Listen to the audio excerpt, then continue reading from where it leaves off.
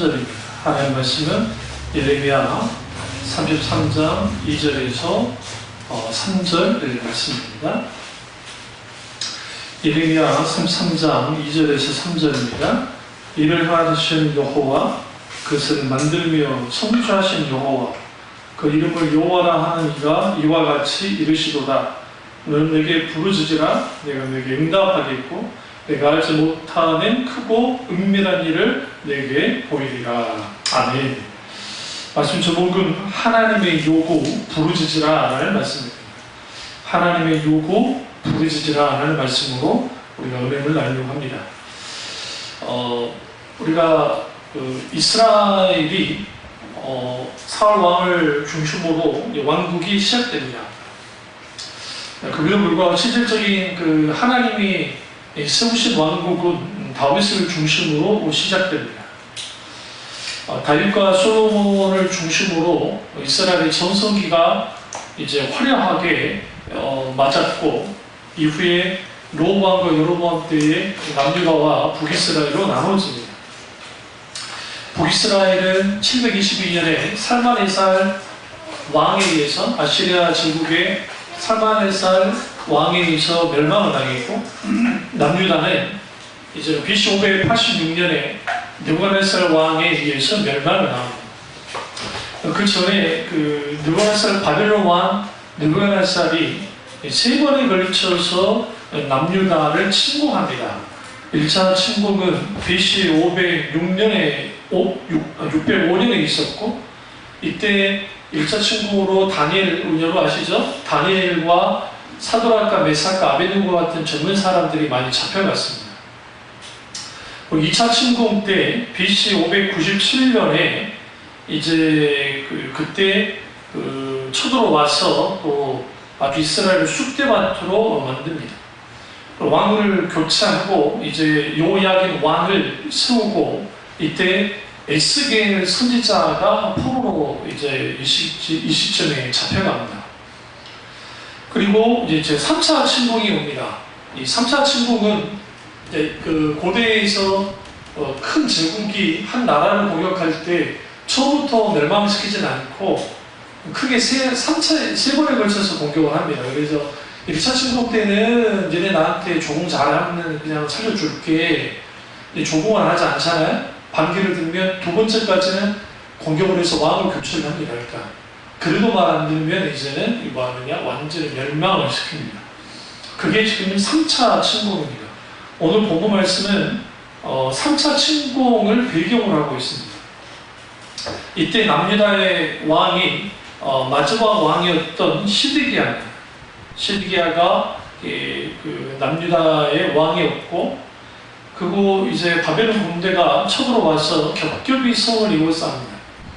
우리가 에스겔서에서 하나님이 이스라엘을 떠날 때, 그러니까 예루살렘 성전에서 하나님 떠나는 장면 여러분 기억하시죠? 주님이 이제 지성소에 계시다가 성소로 나오시고, 성소에서 눈으로 나오세요. 그러면서 주님이 동쪽 눈으로 나오십니다. 동쪽으로 나와서, 그리고 하나님은 이제 언덕 위에 올라가시고 산에 가시고, 그리고 난 다음에 하나님이 뭐 하시냐면 이제 하나님이 떠나셔버립니다. 똑같이 느부갓네살 왕이 동쪽으로 쳐들어옵니다. 포위라고 한 다음에 동쪽 문으로 이제 토성을 쌓아요. 토성을 쌓아서 거기를 뛰어넘어서 이제 공격해 들어와서 이스라엘을 정복해버립니다. 그러고 난 다음에 시드기야 왕이 두 눈을 뽑고 쇠사슬을 결박하고 처참하게 끌고 갑니다. 이 부분이 이제 예레미야서 내용의 주된 내용인데, 예레미야 33장 1장부터 이제 쭉 보시면 이제 33장 전까지는 아주 비극적입니다.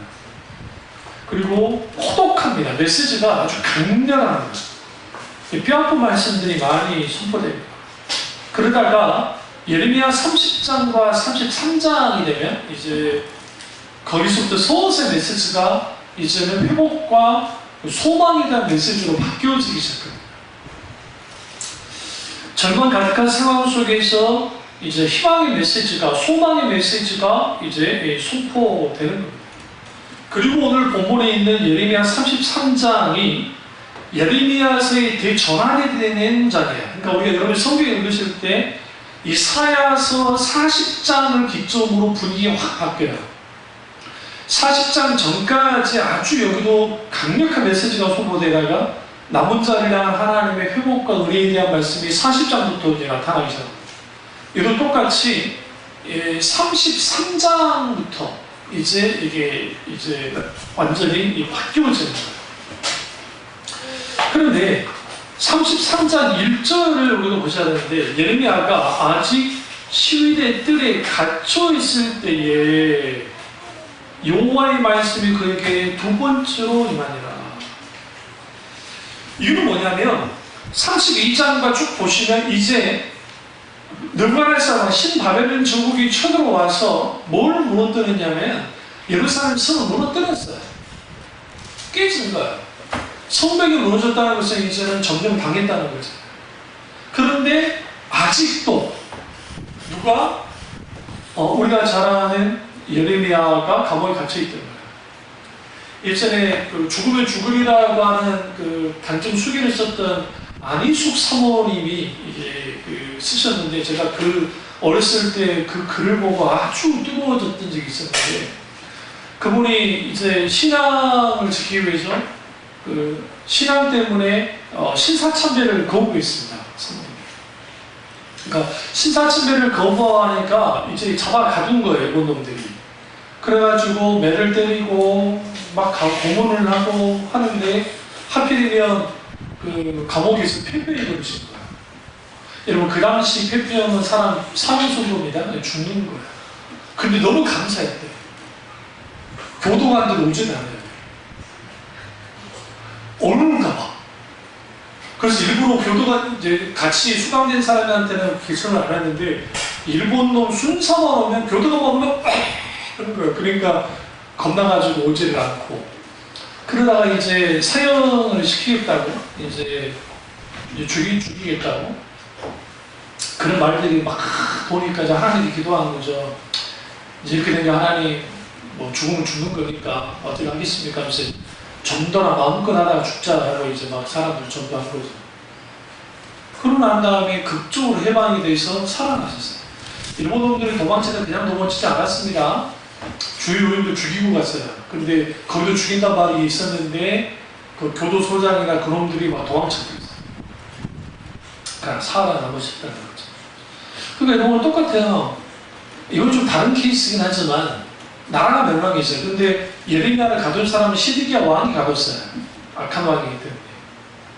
가둬놓고, 제가 예전에 말씀드렸지만 정말 상상할 수 없는 그러한 그 고문을 사용했습니다. 그래서 가죽 옷을 입혀가지고 막 물을 갖다가 막 뿌렸다가 나름 이게 말라가잖아요. 말하면서 온몸을 갖다가 막 조르기도 만들고, 그 다음에 그 우물에 빠뜨려가지고 그 우물에 수많은 이제 쥐부터 시작해서 뭐 벌레들, 그리고 물이 완전히 많지 않아요. 담갔다가 일으켰다가 담갔다가 일으키는 막 그런 일들, 아니 물 위를 다 닫아가지고 비단전 들어가지 못하게 깜깜하게 만들어버리기도 하고, 그런 상상할 수 없는 일들을 보냈었습니다.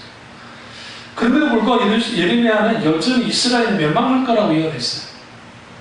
하나님의 진노가 있고 하나님이 심판하신다. 그러니까 왕 입장에서는 이거 완전히 반동세력인 거예요. 요즘 말하면 친일파지, 친일파. 그러니까 가만놔둘 수 없다고 해서 이렇게 고통을 준 거예요. 그런데 마침 이제 예루살렘이 이미 무너졌어요. 그런 상황에서도 아직 예레미야가 감옥에 갇혀 있었습니다. 시대들에 갇혀 있을 때에 그때 하나님의 말씀이 임했습니다. 그러면서 여기서 오늘 중요한 게 2절을 보세요. 하나님이 하나님 자신을 밝히시는데, 첫 번째, 일을 행하신 여호와. 잘 보세요. 첫 번째. 두 번째, 그것을 만들어 성취하는 여호와. 두 번째요. 세 번째, 그 이름을 여호와라 하는 이가 이와 같이 이르시는도다. 하나님이 하나님 자신을 밝히실 때가 있어요. 언제 밝히시냐면 아주 중요할 때. 하나님께서 호렙산에서 모세를 만났을 때 나는 여호와다, 아브라함과 이삭과 야곱의 하나님이다 라고 밝히셨고, 그런데 갑자기 하나님이 예레미야에게 나는 이를 성취하는 여호와다 라고 말해요. 왜 이 말씀을 하셨을까요?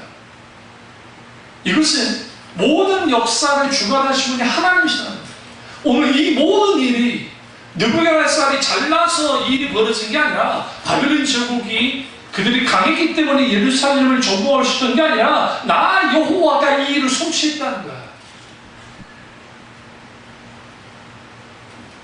그를 만들면 성취하는 여호와, 일을 행하는 여호와가 내가 이른다. 여러분 너무나 잘 아는 말씀이에요. 3절 우리 찬양가 너는 내게 부르짖으라, 내 주님 내게 말씀하겠고, 그런 찬양이 있어요. 이제 막 국가 같은, 너는 내게 부르짖으라, 내가 내게 응답하겠고 내가 알지 못하는 크고 은밀한 일을 내게 보이리라. 하나님께서 지금 누구에게 말씀하시는 겁니까? 오늘 예레미야 선지자에게 말씀하는 겁니다. 여기서 우리가 중요한 걸 발견해야 돼요. 왜 예레미야에게 부르짖으라고 말씀하셨습니까?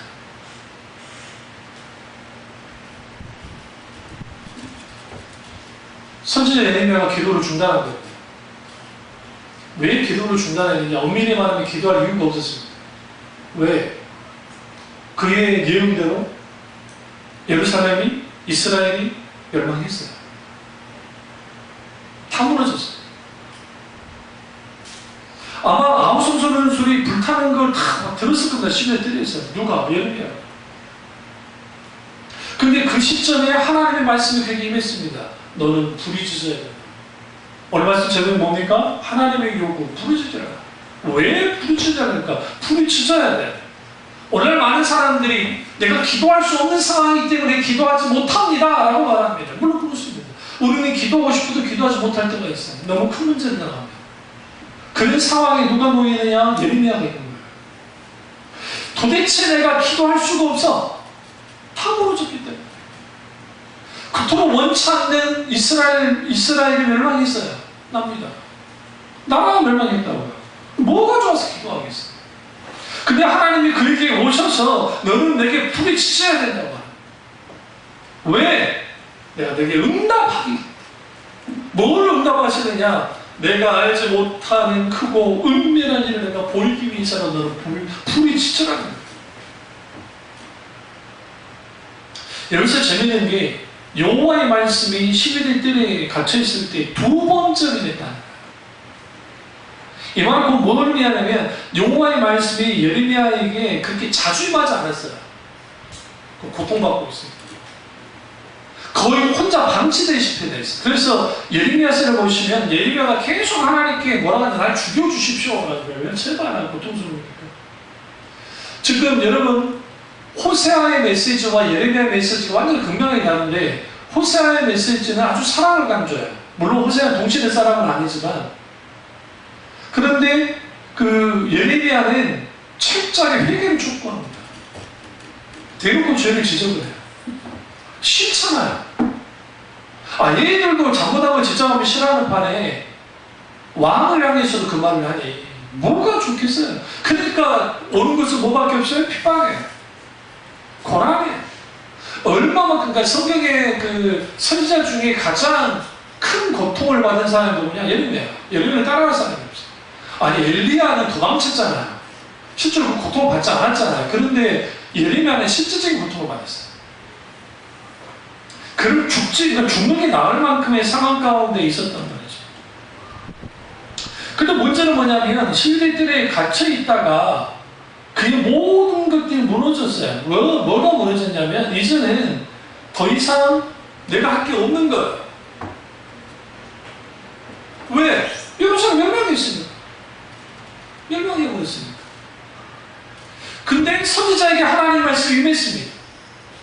잘 들으세요. 선지자에게 하나님의 말씀이 임하지 않으면 더 이상 선지자가 할 게 하나도 없어요. 뭘 할 거예요? 뭐 자기 뜻을 드러낼 거예요? 선지자에게 하나님의 말씀이 임한다는 것은 하나님이 일하신다는 거예요. 그래서 하나님은 계속 말씀합니다. 오늘날 우리가 어떤 위기가 있을 때, 어떤 환경 속에 있을 때, 어떤 급박한 상황 속에 있을 때 하나님의 음성이 듣는 게 굉장히 중요해요. 근데 안 들려. 왜 안 들리냐면 그 급박한 상황이 너무 크기 때문에. 하나님이 소리 높여 우리에게 말씀하셔도 그게 안 들린다고. 내 안의 소리가 너무 크기 때문에, 세상 소리가 너무 크기 때문에, 문제가 너무 소리가 크기 때문에. 이런 상황이 예레미야에게 있었습니다. 그런데 그 예레미야에게 하나님이 찾아오셨습니다. 상황이 답답합니다. 급박합니다. 하나님의 말씀이 한 번 임한 게 아니라 두 번째 임했습니다. 하나님은 포기하지 않고 먼저 일하셨습니다. 그리고 하나님의 신을 밝힙니다. 일을 행하는 여호와, 그것을 속초하신 여호와, 나 여호와가 네게 말한다. 예레미야에게 있어서 하나님 멋진 하나님이 아니에요. 정말.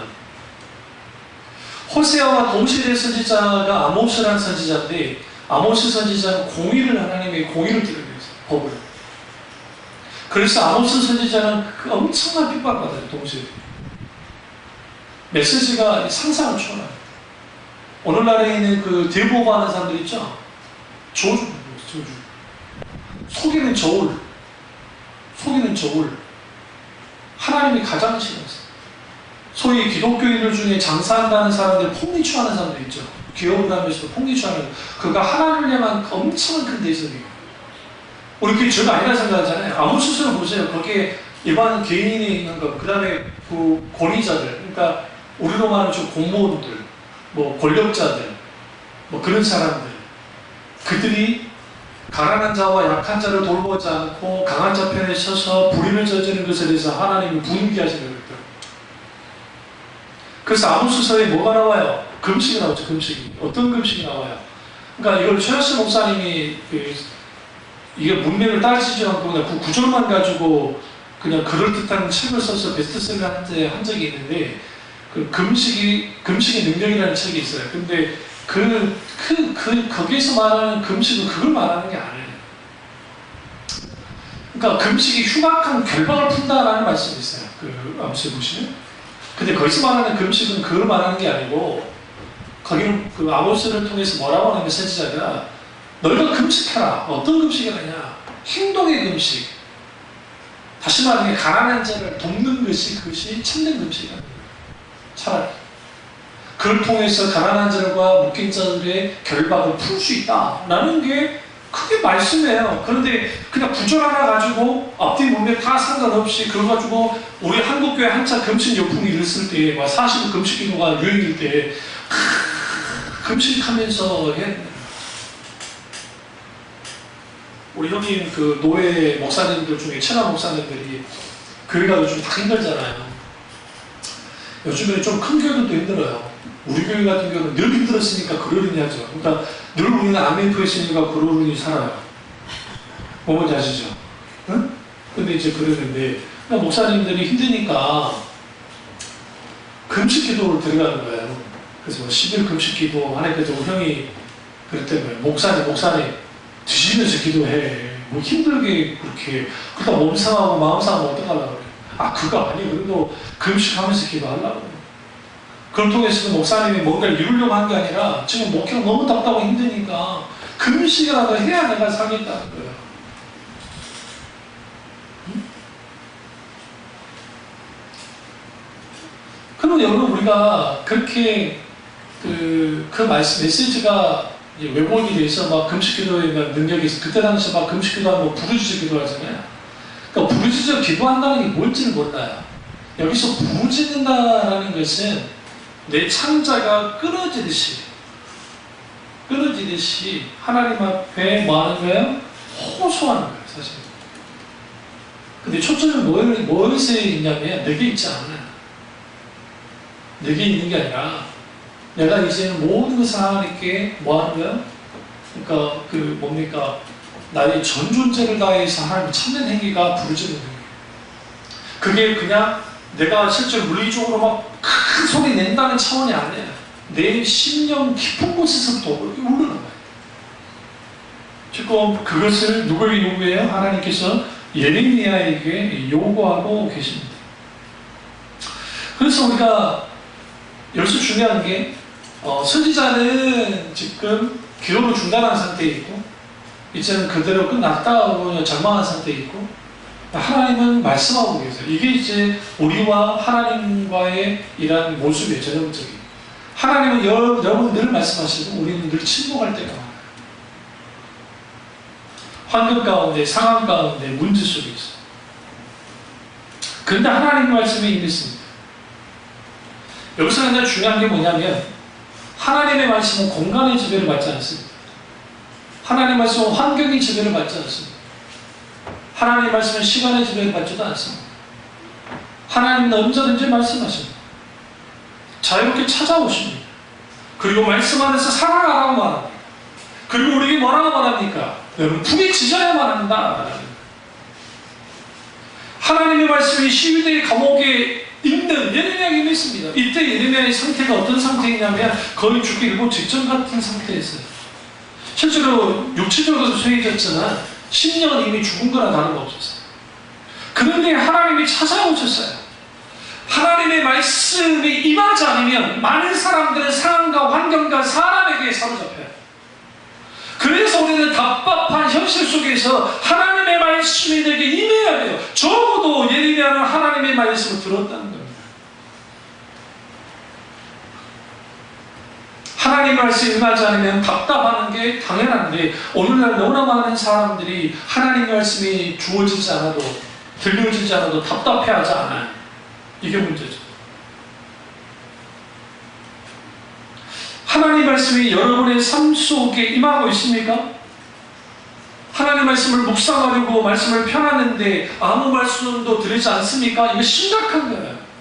설교를 들을 때 깨달음이 없고 설교를 들을 때 어떤 부딪힘도 없고 설교를 들을 때 그 말씀이 나의 말씀이 되어야 된다고 하는데 열정도 사라져버리고 때로는 말씀을 듣다가 깨닫고 말씀을 듣다가 눈물을 흘리고 말씀을 듣다가 힘을 얻기도 하고 말씀을 듣다가 통에 자복하는 그런 일들이 왜 일어나지 않습니까? 그것은 하나님의 음성이 들리지 않았기 때문에. 왜 우리가 부르짖지 않느냐? 하나님 앞에 음성이 들리지 않느냐? 여기서 우리는 한 가지 살펴볼 게 있습니다. 그건 뭐냐면 예레미야가 12대 감옥의 뜰에 갇혀 있었으니까 그가 감옥에 갇혀 있던 건 사실이에요. 그의 육신이 감옥에 갇혔습니다. 그러나 사실은 더 큰 감옥에 갇혀 있습니다. 그건 뭐냐면 육신적인 눈으로 보는 환경적인 감옥에 갇혀 있는 것보다 더 심각한 것은 하나님의 말씀이 임하지 않는 상태에 있었다는 거예요. 다시 말하면 하나님 그분이 그를 향해서 늘 말씀하셨죠. 그런데 그는 여전히 부르짖지 않았어요. 부르짖을 수 없었어요. 엄밀히 말해서. 다시 말하면 환경과 상황의 감옥에 자기 자신의 감옥에 자신의 그런 감옥에 갇혀버립니다. 이걸 좀 더 풀이할까요? 하나님의 말씀에 임하지 않는 것이 갇히는 거예요. 갇히는 거예요. 이러면 어떻게 됐습니까? 느부갓네살 왕의 그 동생이 사실상 앞장서서 장총 사령관으로 와서 다 깨부십니다. 들어온 다음에 가장 먼저 한 게 성전을 다 불사르면서 예레미야를 살렸어요. 예레미야를 왜 살렸냐? 예레미야 소식을 다 들었어요. 왜냐하면 1차 포로, 2차 포로 때 다 잡아간 사람이 있으니까 그들을 통해서 정보를 들은 거예요. 예레미야가 빨리 느부갓네살 왕에게 항복하라 했습니다. 당연히 여러분 같으면 예레미야는 어떻게 대우하겠어요? 패겠어요? 아니요. 네 맘대로 해야지. 그래서 뭐라고 하냐면 우리 가까이 있어라. 우리가 너 대접해주겠다. 왜 선지자니까. 예레미야가 거부합니다. 그리고 어디로 들어가느냐? 사람 눈 속으로 들어가서 있더니 사람들이 기어서 나와가지고 예레미야에게 딱 서요. 그리고 예언을 해달라. 당신 말대로 멸망을 했는데 이제 우리 앞으로 어떻게 해야 됩니까? 그들은 뭘 생각하냐면 이집트로 망명을 생각했어요. 그러니까 예레미야가 하나님께 묻고 대답합니다. 애굽으로 가지 말라는 거야. 너희들은 저 지금 가난해 보이는 이 바벨론 군대를 두려워하지 말고 그들을 따라가. 잡혀가라. 하나님께서 뭐 할 거다? 이후에 회복시킬 테니까 걱정하지 말아라. 여기에 분기를 사람. 그래서 어떻게 하느냐? 예레미야를 결박하고 이집트로 끌고 가고, 이집트로 끌고 가서 톱을 살아있는 채로 반토막을 해요. 톱을. 이 반토막으로 잘라서 죽여버려요. 이거는 전승이었는데. 근데 이제 예레미야가 잡혀가기 전에 그들에게 예언을 하기 뭐라고 하냐면, 너희가 이집트로 가면 하나님의 진노가 거기로 미칠 거라고 했어요. 근데 이들은 호두숨 친 게 이집트는 전통적인 강대국입니다. 초강대국. 그러니까 이집트가 약해진 적은 거의 없었는데, 정말 약해진 때가 언제냐면 힉소수족이 침공해서 약해졌고 멸망했으니까, 왕조가 바뀌었으니까. 그리고 다윗 때예요. 그러니까 다윗 때에 너무 강했어요. 이후의 역사는 놔두더라고요. 그러니까 그 정도로 그랬었는데 이집트도 강했어요. 그런데 우리가 상식적으로 생각할 때 그쪽으로 피난 가는 게 상식적이에요. 그리고 이집트는 멀진 않아요. 애들 데리고 해서 하면 일주일은 갈 수 있어요. 충분히. 장정들은 뭐 마음 먹으면 2, 3일은 갈 수 있는 거니까. 도망치면 되잖아요. 근데 이제 그들도 도망쳤으니 안전할까라 생각했는데 예레미야는 죽였고, 예레미야는 예언했습니다. 하나님 가만두지 않을 거라, 칠 거라. 느부갓네살 왕이 무슨 생각을 하냐면, 이스라엘 정복을 했어요. 점령을 했어요. 그리고 난 뒤에 화살을 어디로 돌리냐면 이집트로 돌려요. 이집트를 쑥대밭으로 돌려요. 실제로 그냥 다 죽어요. 그래서 이집트, 상위 이집트, 하위 이집트가 있는 왕국이 있는데, 상위 이집트가 완전히 깨부져져가지고 초토화돼가지고 여기 있을 수가 없으니까 이 사람들이 우리 잘 아는 이집트 강 있잖아요. 나일강을 건너가지고 도망쳐요. 이쪽으로. 그래서 소수가 도망쳐요. 도망쳐서 겨우 망명 왕국을 만들어요. 굳이 느부갓네살 왕이 쫓아가지 않는 이유는 거기는 땅이 비옥하지 않아요. 별 볼 일 없어. 그러니까 네 가자는 거 가자. 내가 원하는 것은 이 어마어마한 나일강 삼각주에 있는 어마어마한 곡창지대니까 그걸 다 자기가 먹어버려. 그때 예레미야 말을 듣지 않고 갔던 사람들이 거의 대다수가 거기에 갇혀 죽습니다. 오히려 포로로 잡혀갔던 사람들이 살아남아요. 그 예언처럼. 그리고 후에 포로가 되는 겁니다.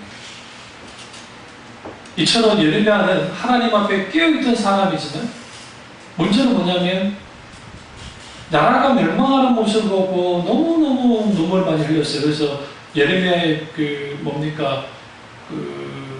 별명이 눈물이 서지지 않은 표현을 쓰는데, 그만큼 아주 심적인 고통이 많았습니다. 그러다 예레미야 30장과 33장에 이제 이걸 위로의 책이라는 표현을 쓰는데, 여기에 이제 하나님의 심판이 분명히 있었지만, 하나님이 회복하실 것을 분명하게 말씀을 드립니다. 그렇게 말씀합니다. 그럼 여기서 우리가 이제 이거예요. 예레미야 33장 3절. 여러분, 응급 상황 될 때 어디다 전화하세요? 119? 그러면 범죄 신고는 어디다 하세요? 112? 국정원? 모르겠어요. 어차피 있습니다. 국정원도. 근데 신학자들이 좀 재미있는 걸 만들어냈냐면, 신학자는 목사님들이 계신 것 같아요. 근데 그리스도인들의 응급 비상 번호는 333이에요. 333은 뭐냐면 예레미야 33장 3절. 그 말씀을 여러분 늘 가슴에 담아야 돼요. 왜 그러냐면 지금 나라가 완전히 멸망했고 사람들 다 죽어나가고 있어요. 눈앞에서. 죽어나가는 상황에서 그 일이 벌어지는 거예요. 근데 여기서 중요한 게 3절에 너는이라는 이 표현이 인칭 단수예요. 인칭 단수예요. 그러니까 이거는 두 가지 의미를 갖고 있어요. 하나는 예레미야 자신을 향해서 부르짖으라는 의미도 있지만 또 하나는 어떤 의미냐면 이스라엘 백성 전체에 부르짖으라는 거죠. 왜요? 그게 하나님을 잊었기 때문에, 하나님을 찾지 않았기 때문에. 어떤 백성이 저주받은 백성이냐? 하나님을 찾지 않는 백성이에요. 내가 말하는 하나님을 믿어. 그런데 실상은 하나님 안 믿어. 어떤 문제 있으면 이같이 일상과 방법과 자기 계산과 자기 생각까지 다 해버려. 그러니까 하나님이 뒷받침해 주라고 해요. 하나님 뒷받침 안 해줘요.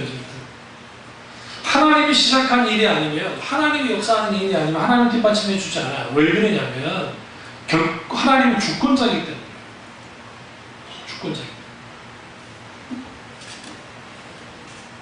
그러면 여기서 중요한 것은 부르짖어 기도하는 것, 그 부르짖는다는 것, 그것은 왜 중요하느냐? 자, 들으세요. 기도가 중단된 곳에 하나님의 발길도 끊어져요. 그래서 아이들을 위해서 여러분 늘 기도 많이 해주셔야 돼요. 어릴수록 같이 기도하면 따라요. 이제 좀 커지면 안 해요. 해라요.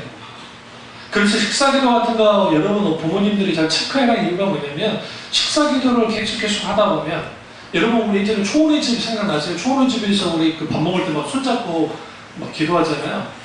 그 장면 안 보셨어요? 보잖아요. 근데 이게 청교도들의 일상적인 기도예요. 그래서 이게 손을 같이 가족끼리 손을 잡고 기도해요. 그러면 거기에 막 초원의 집에 보면 장난꾸러기가 기도 안 하고 막 그 장난치다가 이제 살짝 좀 혼돈 조금 나고 막 그러잖아요. 그러면서 뭐 하느냐면 식사 자리에서 하나님을 찾는 거예요. 먹는다라는 의미가 왜 중요하냐면, 내가 먹어야죠. 먹지 못하면 안 먹으면 죽잖아요. 사람이 사는데 필수적인 게 먹는 거잖아요. 근데 그 먹는 행위 속에 하나님을 찾는 감사기도를 그걸 통해서 내가 살아가는 것은 하나님 때문에 살아가는 것입니다 라를 드러내는 거예요. 이거마저도 좀 무너졌어. 그래서 하나님을 찾는, 그러니까 기도 없는 곳에 하나님이 역사하지 않으세요. 그런 의미에서 우리는 하나님과 깊고 친밀한 관계를 지속적으로 유지하기 위해서라도 뭐 해야 되느냐, 두 가지가 열려야 되는데, 하나는 하나님 음성을 들어야 되고, 또 하나는 부르짖어요. 기도하셔요. 예레미야가 12대 뜰에 갇혔을 때 하나님 말씀이 임했다는 것, 그 자체는 아주 소중합니다. 우리는 어느 때든지 하나님 음성을 들을 수 있는 귀가 열려야 돼요. 광야와 같은 감옥에 있다 할지라도, 의지할 것이 아무것도 없는 곳에 있다 할지라도 하나님 음성을 들어야 되고, 내가 좀 뭔가 잘 나가고 잘 된다 할지라도 그때도 하나님 음성을 들어야 돼요. 지금의 상황과 조건이 중요하지 않습니다. 우리가 하나님 음성을 들어야 되고, 그 말씀에 깨달음이 있어야 되고, 내 영혼이 항상 하나님을 향해 있어야 돼요. 그런데 문제는, 하나님은 여전히 우리에게 말씀하시고, 또 오늘 본문 말씀처럼 일을 해가시고 성취하는 여호와인데, 우리는 어떤 착각을 하냐면 하나님은 나를 위해서 아무 일도 하지 않는다고 생각을 합니다. 왜냐하면 일이 좀 잘 풀리면 하나님 하신다고 생각하는데 일이 안 풀립니다. 그렇지 않습니다. 하나님이 원하는 것은 뭐냐면 정말 주님과 방향을 같이 가는 거예요. 방향. 구약이든 신약이든 지난주에도 말씀드렸지만 뭐가 지배를 하냐면 이 페리트, 언약, 그리고 그 언약, 하나님이 우리 사이에 계약을 한다는 거예요. 근데 이게 쌍방계약이 일방계약을 해요. 하나님 은혜 가운데 우리를 계약을 해요. 우리를 붙잡아줘요. 아브라함에 있던 거죠. 그리고 동시에 주님이 그걸 통해서 뭐 하시느냐, 우리가 잘 아는 에타락, 동행하기를 원해요. 여러분, 친구관계에 친할수록 자기 말만 하면 안 돼요. 그러니까 전화통화든 또 개인적인 대화든 그런 사람도 있어요. 자기 혼자만 떠드는 거. 그것도 한두 번이지. 우리 남자들은 그런 게 별로 없어요. 근데 나이가 들면 좀 많아져. 왜냐면 모든 체력이 떨어지는데 입의 체력은 떨어지지 않아요. 주댕이 체력은. 그러니까 이제 이걸로 하는 거예요. 일반 사람의 관계 속에서도 같이 주고받아요. 피드백을 받으면서, 주고받으면서. 근데 일방적으로 자기끼리 있던 거 막 떠들어요. 이쪽이 좀 말하려면 딱 끊어보고 저 끊어보고. 그건 뭐예요? 이게 당한 거예요, 이쪽이. 이게 관계가 아니에요. 이게 빰점이지. 서로 들어줘야 돼요. 서로 대화를 나눠야 돼요. 그러려면 공통 관심사가 필요해요. 하나님과 관계도 마찬가지예요. 일방적으로 내가 떠들어 하는 게. 하나님 말씀 좀 하나면 다 끊어버려요. 그리고 하나님 말씀하지 못하는 나가. 그게 오늘날에 너무나 많은 한국 교인들의 신앙이 잘못된 기도인데, 통속이 갈 때는 열심히 해. 근데 듣질 않아요. 하나님 음성. 기울이지 않아요. 요즘 젊은 청년들이 뭐 200~300명 되는, 300~400명 되는 교회 청년들이 더 큰 교회 가요. 좀 유명한 교회. 그 이유가 뭐냐면, 큰 교회는 시스템이 다 갖춰져 있잖아요. 넓게 사람들 만날 수 있잖아요. 더 중요한 거는 경배한 찬양이나 막 이런 걸 할 때 모든 악기와 모든 뭐 보컬과 모든 것이 갖춰져 있기 때문에 거기서 막 하면은 내가 뭐 괜찮은 것 같아. 응? 예수 위대한 사랑. 그막 하면 거기서 막 제가 늘 말씀드리잖아요. 내가 여기서 찬양하니까 별볼이 없어 보이지, 한 몇만 명 있는 데가 하면 여러분도 달라보는 거예요. 내가 한 목소리 하잖아요. 네, 안 믿는 거 진짜. 여기다 내가 꺾기만 좀 해주면 감정을 이입을 해가지고 막 해버립니다. 그러니까 그런 데서 젊은 친구들이 막 찬양할 때 막 좋아요. 그러니까 나도 그랬으니까. 또 그런 때가 있어. 또 막 설교만 하면 얘들이 갑자기 전체가 그냥 뭐예요, 탁 불 거죠. 설교를 듣지 못해, 저번에는. 우리들도 그렇지만, 이제는 더 힘든 게, 우리 민준이 예소 세대, 지금 민준이 예소 세대와 우리 영희와 형제 세대가 완전 달라요. 같을 것 같아요? 완전 달라요. 이 세대가, 나이 차이가 있기 때문에. 또 달라요, 우리 애들하고, 이 애들하고 세대가 달라요. 근데 공통적인 특징이 있는데 뭐냐면, 말씀을 집중합니다. 딱 10분도 안 돼요. 그러니까, 어른들도 설교를 듣는데, 우리 교회 있는 교인들은 이제 훈련이 됐기 때문에 그렇지만, 제가 헌신예배 같은 데 가서 설교를 하잖아요. 그러면 제가 제 원고에 5장, A4 5장 분량을 가지고 가는데, 이게 우리 교회에서 설교하면 적어도 1시간 10분에서 20분 정도 설교할 거를 거기서는 제가 한 30분 정도 했거든요. 할 수가 없는 게, 설교 들어가자마자 시험 들었다. 안 듣겠다.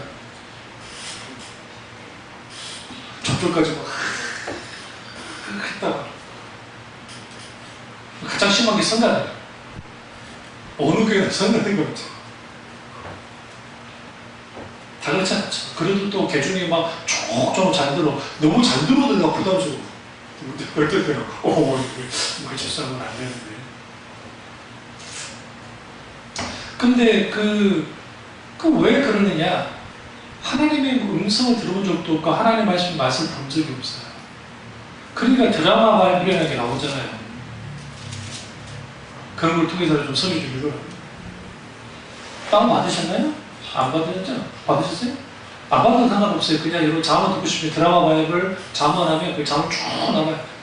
그냥 유튜브 틀어놓잖아요. 지가 알아서 돌면서 계속 나와요. 일단은 들려주세요. 그러면 우리는 왜 부르짖어야만 하는가? 이것을 이제 다루겠습니다. 왜 하나님이 왜 부르짖음을 요구할까? 첫째, 한계 상황을 넘어리면 부르짖어 기도해야 돼요. 한계 상황이라는 표현을 임마누엘 칸트가 주로 해결도 그렇고 이런 철학자들이 말하는데 벽을 부딪히는 거예요. 그 벽에 부딪히면 인간은 필연적으로 하나님 찾을 것 같잖아요. 절대로 안 찾아요. 그러니까 우리가 이런 분들이 있어요. 막 큰 문제 생기면 하나님 찾을 것 같지만 아니요. 가장 먼저 일어나는 게 절망이에요. 절망. 어떤 사람이 복받은 사람이냐, 어떤 상황이고 그래도 하나님 찾는 거야. 여러분 애들 중에서도 애들을 내가 매를 때렸어요. 근데 때렸는데도 울면서 달라붙는 애가 그래도 예쁘고 좋지. 한 대 맞았다가 아 싫어 가버려 도망쳐버려. 저는 전자였을까요? 후자일까요? 후자였어요. 도망쳤어요. 안 맞으라고 도망쳤고 엄마가 싫어서 다니나 안 맞아 덜 맞으려고 도망쳤고 우리 형은 멍청하게 맞고 있고. 근데 마음은 누가 편한지 아세요? 우리 형이 먼저 맞아버렸잖아요. 나는 들어가면 맞을지도 모른다는 불안감에 애들하고 놀지만 찝찝함 속에서 놀아요. 그리고 평상시에 같지 않은 행동을 해요. 내가 뭐하느냐, 평상 같으면 해가 지도 막 너무 아프고 어머니 불러도 나 대답도 않고 그냥 놀 거 다 놀고 와. 그런데 미리 어느 정도 어두컴컴해지려 하면 친구들을 이제 좀 덜 놀고 집 가까이 가서 다 마음을 먹은 거예요. 부디 그리고 딱 부르면 즉시 반응하면 안 돼. 자존심 있으니까. 그러니까 이제 한 번 불렀을 때는 일단 하면 안 되고, 두 번 불렀을 때 이제 딱 하면은 그때는 이제 괜찮아. 그리고 표정을 살펴서 오래보면 기분 빠니까 풀렸으면 괜찮고, 두 번 때는 좀 거의 없어요.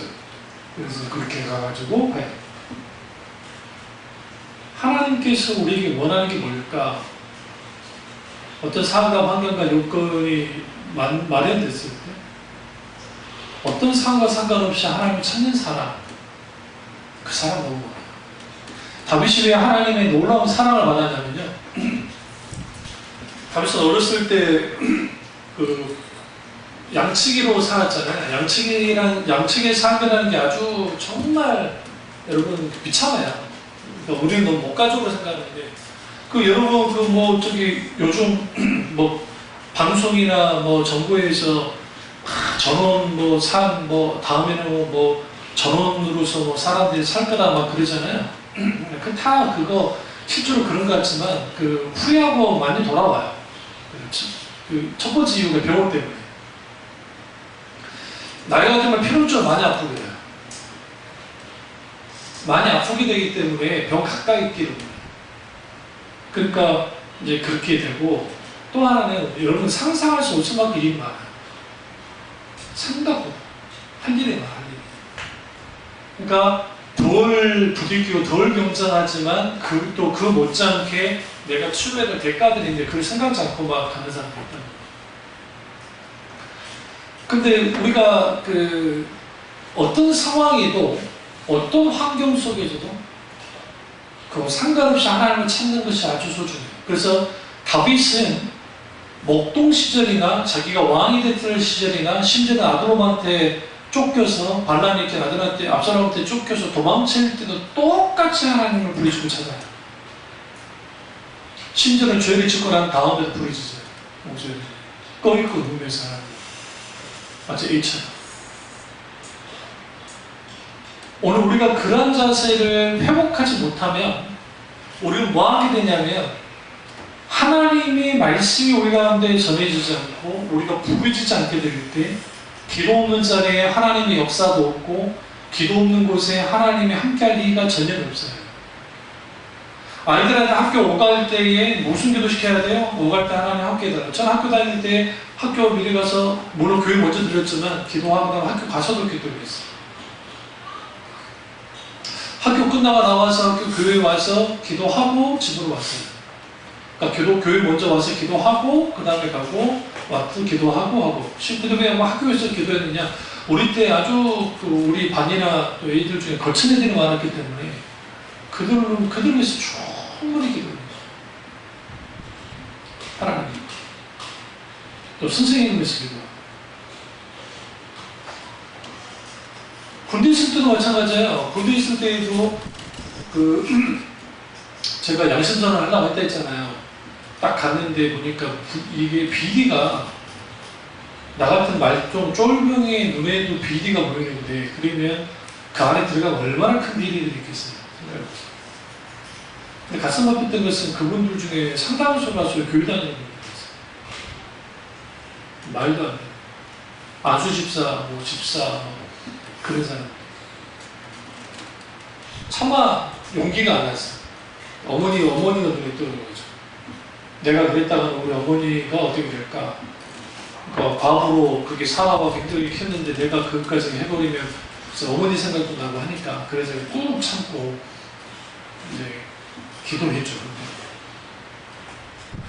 기도 쭉 하면서 하는데 쉽지 않은 거예요. 어떤 놀라운 일을 벌였냐면 예수 믿지 않는 그 고참들 하도 막 갈고 있어요. 갈고 있단 말이 이제 좀 계속 막 그런 게 있어요. 근데 하나님이 그걸 이렇게 엎어요. 어떻게 엎었냐?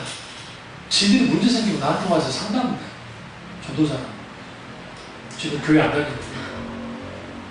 홀려 와가지고. 그럼 충분히 들어줘요.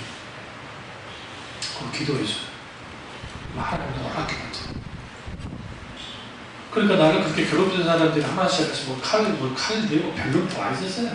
예수 믿는 이유 하나 때문에, 전도사는 이유 하나 때문에 변론들이 많이 썼어요. 근데 하나님이 탁탁탁 봤다는 거예요. 그러면서 타령이 우리 부대에 많았는데 태권도 때문에 하도 태권도 우수 부대라 해가지고 저도 이거 잘못 찢어가지고 아주 굉장히 고생했는데 인대가 찢어져가지고 무라가 찢어져서 근데 그것을 하나님께서 이제 충분히 그걸로부터 기도를 했어요. 놀랍게도 그 이후부터 탄핵이 일을 안 했어요. 그리고 수송부 차량이 나가가지고 막 사고가 막 얼마나 많이 났는지. 그러니까 수송관이 성격이 들어가는 사람이라 이게 아주 분위기가 막혀. 그러니까 차량 운전하는 장병들 하나님 함께 달라고 하면서 쭉 기도하는데 어느 시점인가 갑자기 고장 사건, 그러니까 이게 브레이크가 잘 안 잡히고 막 그래요. 저도 우리 하사대학원들의 찝참을 몰아본 적이 있는데 근데 이제 막 기도하고 하나님 앞에 부르짖으니까 갑자기 부대 전체가 이렇게 막 사고가 있던 게 갑자기 툭툭툭툭 떨어져요. 본인들은 모르지. 한 집단 안에 기도하는 사람이 하나가 딱 들어오면 달라져요. 그러니까 우리 내 육군 상사 직분도 있지 않죠. 제도 직전에 내가 너를 보고 하나님이 있다는 걸 내가 믿는다. 우리 카톨릭 신자에다가 교육 카톨릭 안 믿었거든요. 그 정도면 송구한 거잖아요. 그런 의미죠. 그러니까 늘 기도했어요. 시간을 부르짖으면서 하나님 함께 가. 심지어 교육생활하다가 약혼까지 생각했던 여자가 나보다 나이가 많았는데 29살에 7살, 8살 때문에 그 여자가 콩쿠르를 딱 쳐보거든요. 관심사명이 오랫동안 관심사명이 게 없었는데 이 녀석이 좀 일을 내릴 것 같아요. 그러니까 내 친한 조교 하나가 좀 살펴주라고 해서 조금이 안 되게 해서 불러다가 나보다 많이 나이가 많으니까 나이 이제 뭐 22살인가 그밖에 안 되는데 그러니까 조용히 둘이서 펴줬어요. 형은 이렇게 하면 안 될 거야. 그러면서 쭉 들어주고 충분히 기도했어요. 내가 가지고 있던 포켓 성경 하나 주고 하면서 하나님 그 은혜가 하니까 막 펑펑 울어요. 울고 난 다음에 바뀌어졌어요. 후에 뭐 군복무 어떻게 될지 모르지만 그러니까 그런 선한 영향력들이 발휘되기 시작할 때 그게 내가 무슨 주요종 기를 갖기 때문에 한 건 아니고 하나님의 은혜가 있게 되어지면 그림 앞을 부르져요. 근데 그게 어떻게 가능하느냐? 계속 하나님 앞에 부르져요. 하나님과의 관계를 갖는 거예요. 기도하는 사람이 있는 곳에 하나님이 함께 하십니다. 근데 우리는 절망이 골이 너무 깊으면 기도하지 않아요. 뭐 이렇게 말합니다. 기도하는 엄두가 나지 않는다고 말합니다. 맞아요. 예레미야도 암담한 상황 가운데 기도하지 않았어요. 근데 하나님이 뭐라 그래요? 너는 내게 부르짖어야만 된다 라고 말합니다. 이거는 예레미야를 향한 말씀, 예레미야만 향한 게 아니라 이스라엘 백성 전체를 향한 말씀이 되어 있어요. 그래서 하나님은 일하시기 전에 우리가 기도하기를 원해요. 그래서 일을 행하는 여호와, 그리고 성찬 여호와라고 말씀하시는 통해서 우리가 기꺼이 우리가 기도하기 원하시고 기도를 촉충해요. 요구해요. 우리 마음의 소원 가운데 기도의 소원이 있어요. 그리고 그렇게 기도할 때에 거기로부터 뭐가 있게 되어지느냐? 하나님이 너무나 일하시는 역사가 나타나요. 기도한. 그러나 기도가 중단되고 하나님의 말씀에 임하지 않게 되어지면 가장 무섭고 절망적인 상태가 돼요. 어떤 상태가 되냐면 하나님 없어도 내 마음대로 살아가는 거예요. 여러분 주위에 잘 나가는 친구들 있잖아요. 제 친구 중에서도 뭐 카이스트 박사부터 시작해서 뭐 연세대학교 뭐 경영대 나오고 막 잘 나가는 친구도 있어요. 그런데 아무리 그런다 할지라도 거기에 하나님 그분을 믿지 않고 그냥 소위 인간적인 성공가도를 달랐다가 그게 계속 유지됩니까? 이현우 교수님이 하셨던 말이 있어요. 이현우 교수님이 우리나라 정말 진정한 대단한 국문학자시잖아요. 평생을 예수님 안 믿고 하나님 없다고 살았던 분인데 70이 넘어서 하나님 영접하시고 하시면서 했던 게 뭐냐면 이전의 삶이라는 것은 예수님 만나기 전에 예수님 믿기 전에 삶이라는 것은 그냥 별것도 아니에요. 아무것도 아니에요. 예수님을 만나보라고 그분을 알기 시작하니까 그래도 감사하다는 거예요. 내 인생의 이 마지막 후반기에 황혼기에 하나님 만났다는 거 그것이 얼마나 소중해요. 근데 문제는 뭐가 문제인 줄 아세요? 그 친했던 친구들이 다 떨어져 나가더라고요. 사회에 저명한 인사들이 다 친구잖아요. 거기 장관도 하셨고 대학 교수도 하셨고 했었으니까 그럼 다 떨어져 나가는 거야. 우리 생각할 때 그러면 얼마나 외롭겠어요. 생각해보세요. 외로워지 좀. 근데 전혀 외롭다. 그게 몰라서 주를 만나지 못해서. 그게 예수님을 믿는 가치예요. 어떤 분이잖아요. 우리 리집사 할머니 90이 넘으셨잖아요. 자연스럽게 친구들이 떨어져요. 다 돌아가시니까. 뭐 있어요, 친구가. 다 돌아가시고 그러는데. 응? 마지막 누가 남아요? 하나님요.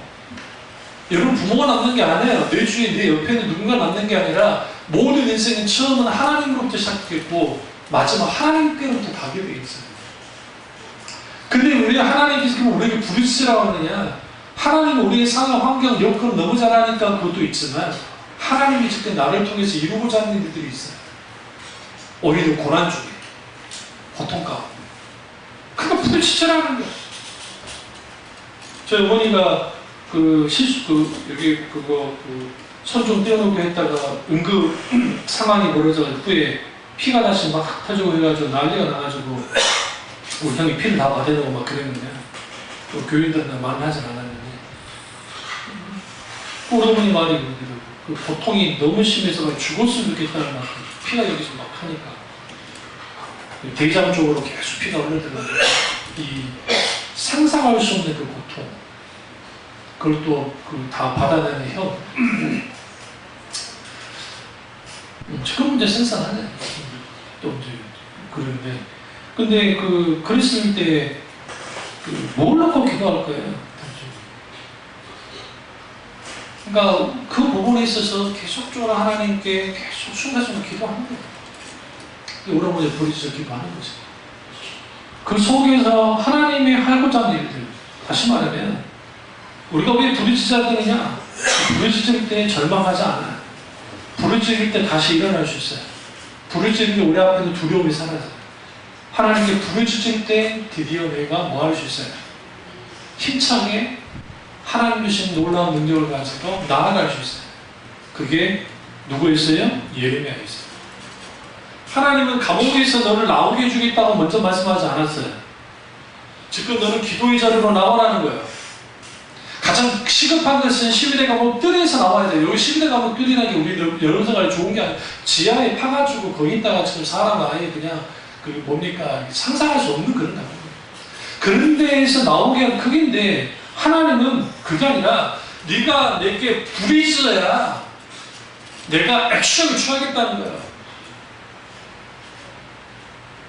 그러니까 여러분들이 지금 이제 앞으로 우리 국민도 그렇고 다 자기 앞길을 위한 기도가 필요할 텐데 하나님께 기도해야 돼요.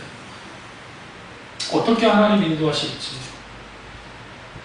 명심하세요. 억지로라도 기도하는 사람에게는 하나님 은혜가 있습니다. 기도하고 싶지 않아도 기도의 자리로 나오는 게 은혜예요. 복이고. 우리는 기도하기 싫으면 안 해버려요. 그러니까 사탄이 좋아하는 거예요. 그래.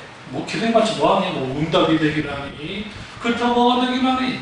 여러분 왜 우리가 이렇게 내가 말씀드렸잖아요. 여러분 기도했는데 응답이 안 됐어요. 기도를 중단해버려요. 그럼 왜 그러냐? 기도 응답이 없었으니까. 그럼 그 기도 응답이 왜 안 되는지 물어야 나는. 대부분이 환경과 상황과 아니면 사람 의자이기 때문에 하나님 응답하지 않을 때고 하나님은 절대로 응답하지 않아요. 뭘 배우게 만드냐면 하나님만을 의지하는 법을 배우게 만들어요. 그러면 어느 시점에 하나님이 놀랍게 사람을 움직여요. 내가 하지 않았는데도 사람이 움직여요. 진짜요. 사람이 움직여져서 거기에서 하나님이 놀랍게 치고 놀랍게 이루시고 이것을 통해서 뭐하는 법을 배우게 하냐면 하나님과 함께하는 법을 배우게 만들어요. 기도 가운데서. 그래서 결국은 기도 없는 신자는 이건 안고 없는 찐빵이야.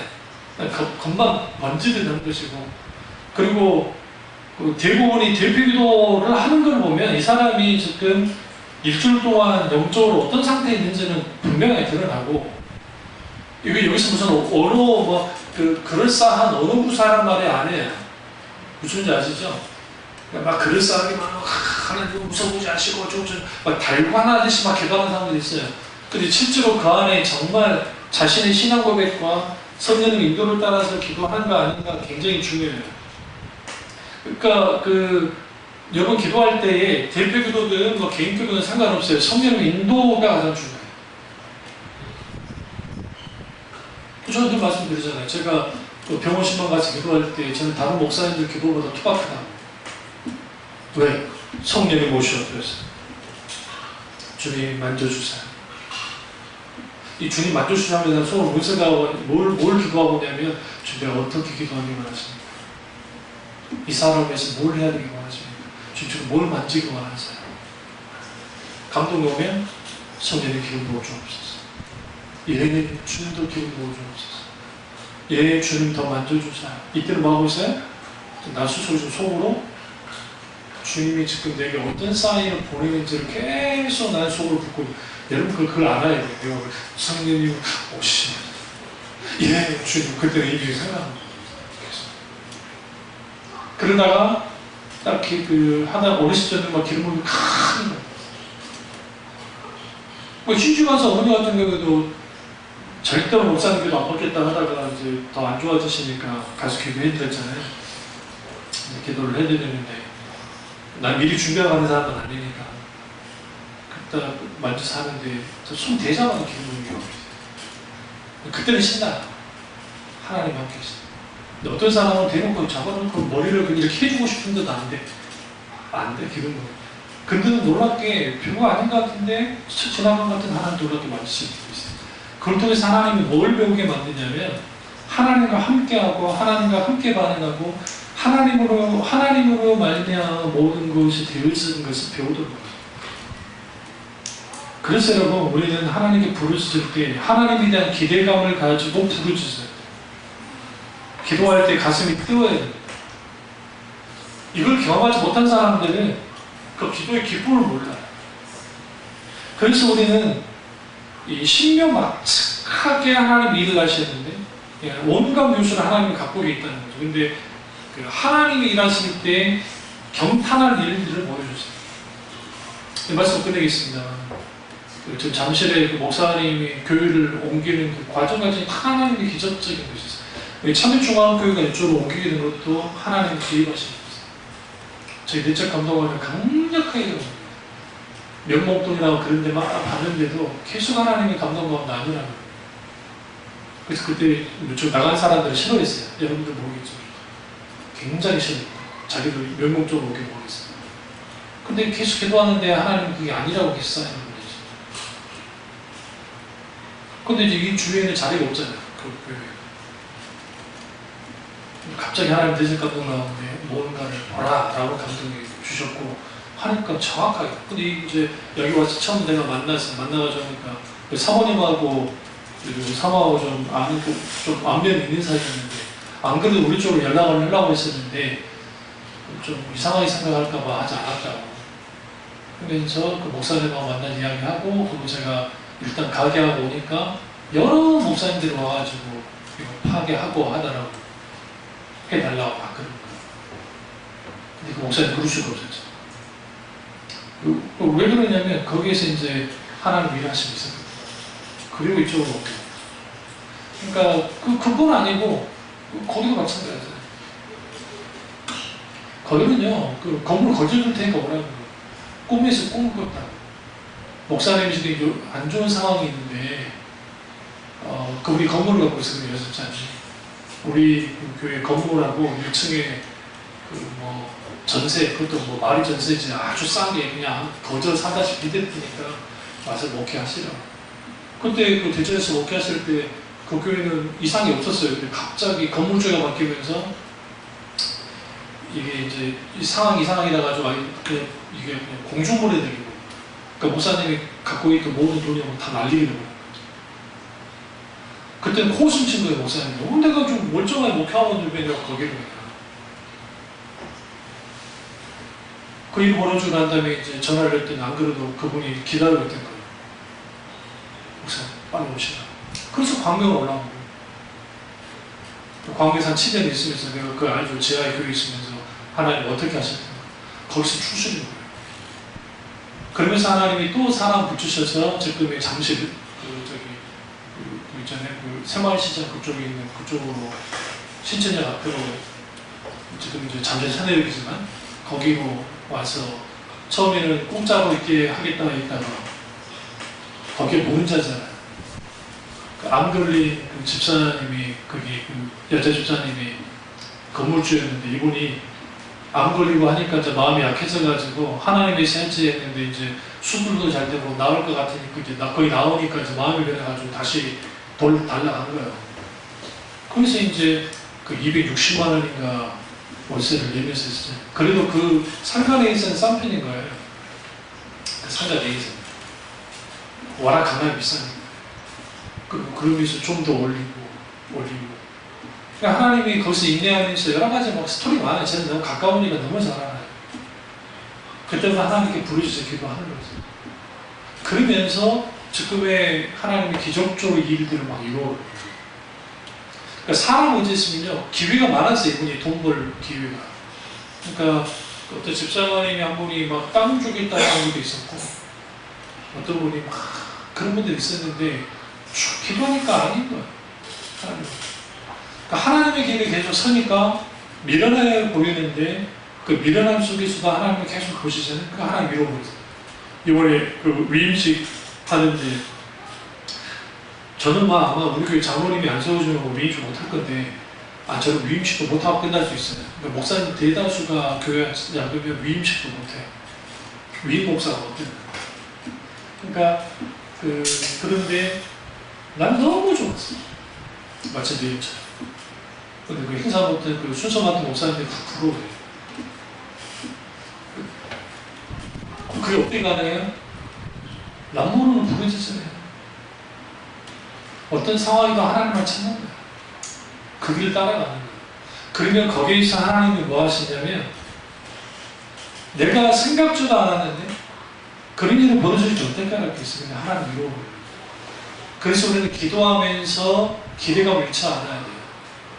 아이들을 향해서도 교회를 향해서도 누구를 향해서도 자기 가정이나 뭘 향해서도 기대감을 가지고 기도하십시오. 우리는 잊고 지나서는 어린 시점에 이루어지면 그게 하나님 이렇게 하셨구나 알 수 있어요. 그러나 놀라운 은혜가 저와 여러분 있기를 주님으로 축원합니다. 기도하겠습니다. 기도하실 때